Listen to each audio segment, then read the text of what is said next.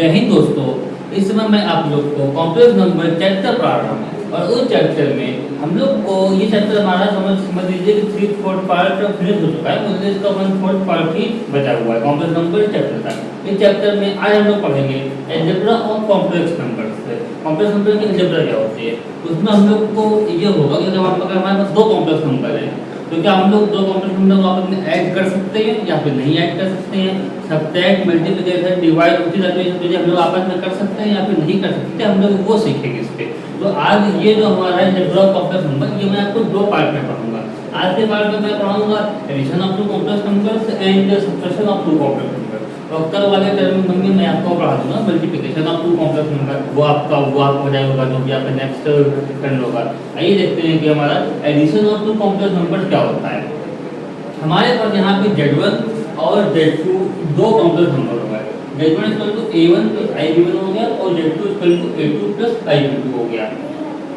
और इनका को एडिशन निकालना है, मींस इनको ऐड करना है। तो Z1 प्लस Z2 हमको टेक्निकली निकालना है, इसको हम कभी करते हैं Z, ये हमारा Z के ऊपर है, Z equal to Z1 plus Z2। तो आपको वो करना कुछ नहीं, बिल्कुल सिंपल होता है। सबसे पहले आपको Z1 प्लस Z2 निकालना है, इनको आपस में ऐड करना है। हमने ये इसको सेलेक्ट कर लिया कि हमारा ऐड करके Z के ऊपर होगा, ठीक। तो ये हमारा हो गया Z equal to Z1 plus Z2। Z1 हमारा दिया हुआ A1 प्लस IB1 और Z2 दिया हुआ है हमारा A2 प्लस IB2। तो हमने A1 plus IB1 A2 plus IB2 हमने यहाँ पे वैल्यू यहाँ पे हमने पुट कर दी।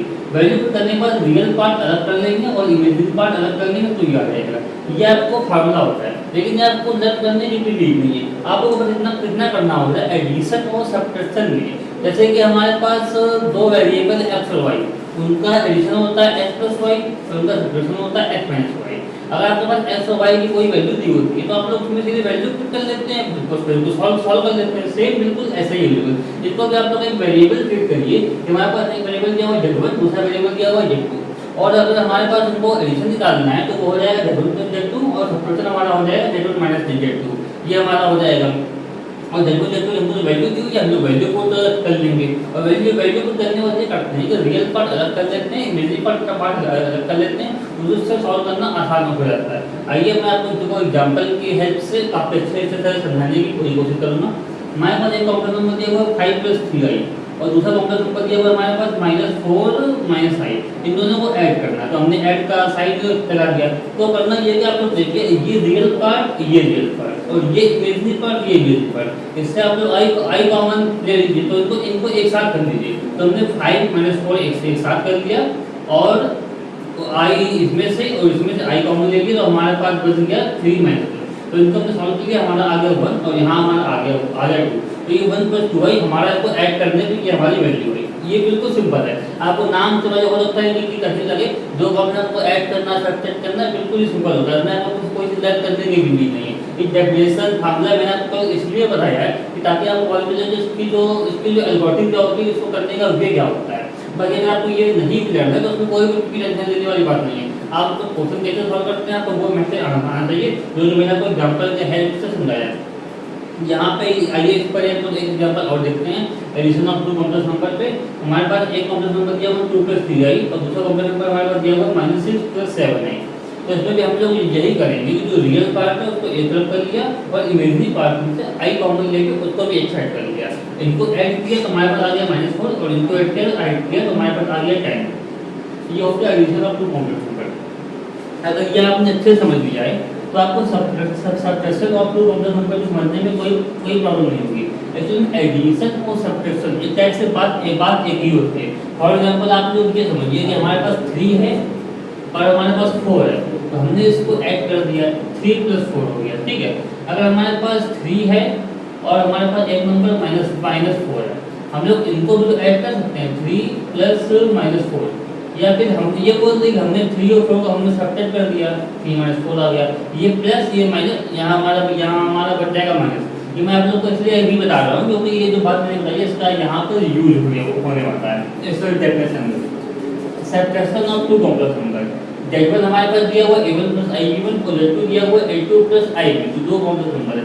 इनका जो सब्ट्रैक्शन होगा वो Z1 - Z2 से हम लोग करते हैं 0, Z1 - Z2। अब जैसे कि मैंने आपको बताया कि हमारे पास यहाँ पे 3 है 4 है तो हमारे पास एक नंबर यहाँ पे हो गया 3 और दूसरा नंबर हमारे पास यहाँ पे हो गया 4।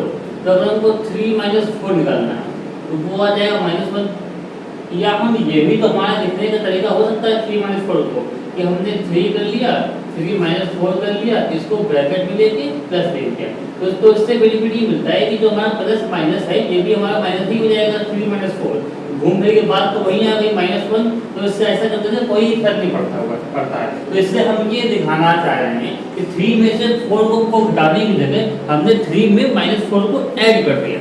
दोनों सेंटेंस सुनने में भले सुनने में आपको हो सकता है कि अलग लगे, टोटली डिफरेंट लगे कि 3 में से 4 को सब्ट्रैक्ट करना है, या फिर हम ये बोलते हैं कि 3 में -4 को ऐड करना है। तो अब जब आप लोग करेंगे ये पूरी सेम चीज निकल के आएगी और दोनों की वैल्यू बिल्कुल होती है सेम। ये मैंने आपको एग्जांपल देकर सब देकर समझाया है, क्योंकि इसका यूज यहाँ पे होना है। हमारे पास इनका जो सब्ट्रैक्शन होता है टू कॉम्प्लेक्स नंबर का, इसको डिनोट करते हैं z1 माइनस z2 से। या फिर हम लोग ये बोल सकते हैं कि addition of z1 and minus z2, same बात वही है। अब हम लोग z1 माइनस z2 लिखे, या फिर हम लोग z1 और माइनस z2 को आपस में ऐड कर रहे हैं, मीन z1 प्लस ब्रैकेट में माइनस z2। जैसे कि ये है z1 माइनस z2 है। अब इसको हम लोग ये तो लिख सकते हैं z1 प्लस ब्रैकेट में माइनस z2, क्योंकि जब ब्रैकेट खुलेगा तो ये ऑटोमेटिकली माइनस हो जाएगा। ऐसा करने से कोई भी फर्क नहीं पड़ने वाला है। ये कर लिया तो सेम हमको z1 की वैल्यू यहाँ पे बता दी, हमने पुट कर दी, और हमको z2 की वैल्यू यहाँ बता दी, हमने पुट कर दी। अब देखिए अगर हमारा यहाँ पे z2 इक्वल टू क्या हो गया, a2 प्लस ib2, तो माइनस z2 हमारा क्या हो जाएगा, माइनस z2 हमारा हो जाएगा -a2 माइनस ib2। मतलब कि हम अगर पूरे में माइनस से मल्टीप्लाई कर देंगे तो ये भी माइनस हो जाएगा, और यहाँ प्लस है तो ये भी हमारा माइनस हो जाएगा।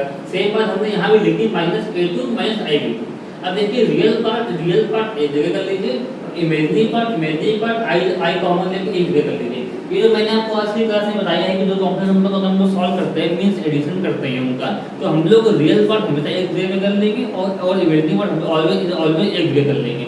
ये एक बहुत ज़्यादा इंपॉर्टेंट स्टेप है। आगे हम लोग क्वेश्चन सॉल्व करेंगे कॉम्प्लेक्स नंबर में, तो ये स्टेप आपको अगर जितनी अच्छी से आती होगी तो आप लोग इजी अपने प्रॉब्लम में इजी वे में आगे बढ़ सकते हैं। ये हमने इनको अलग-अलग कर लिया, a1 minus a2 plus b1 minus b2। अब आइए देखते हैं कि सब्ट्रैक्शन में बेसिक क्वेश्चन क्या होते हैं। ये हमारे पास एक कॉम्प्लेक्स नंबर -4 प्लस 7 9 और दूसरा कॉम्प्लेक्स नंबर -11 माइनस 23 है। इन दोनों को सब्ट्रैक्ट करना है और माइनस साइन है जिसको हमने अंदर भेज दिया, तो ये हमारा हो गया प्लस, तो यहाँ भी प्लस कर दो। या फिर अगर तो ये बोल सकते हैं माइनस हमने यहाँ पे कॉमन ले लिया, माइनस प्लस हो गया, तो यहाँ भी हमारा ये प्लस हो गया क्योंकि हमने माइनस यहाँ से कॉमन ले लिया था। अब रियल पार्ट एक जगह कर लिया और कॉम्प्लेक्स और इमेजिनरी पार्ट एक जगह कर लिया। इनको जोड़ लिया आपस में, इनको भी जोड़ दिया, तो हमारे पास 7 + 30 आई हो गया। ये हमारा हो गया फाइनल आंसर। ये जो मैंने आपको आज की क्लास में पढ़ाया addition of two complex number, subtraction of two complex number, ये बहुत ही इजी टॉपिक था। ये आपके जो बड़ी प्रॉब्लम होती है उनमें ये सॉल्व होता है, उनमें ये मतलब यूज होता है काफ़ी ज़्यादा, तो इसलिए मैंने आप लोग को कराया। बाकी आप लोग इस पर बेस क्वेश्चन करिएगा तो आप लोग को और डाउट से क्लियर हो जाएंगे। नेक्स्ट टाइम पे मैं multiplication of two complex number पढ़ाऊंगा और इस पर बेस कुछ और भी मैं इंपॉर्टेंट क्वेश्चन कराऊंगा। अगर आपको हमारा वीडियो पसंद आया हो तो आप लोग लाइक शेयर सब्सक्राइब करना ना भूलिएगा। मिलते हैं नेक्स्ट वीडियो में, धन्यवाद।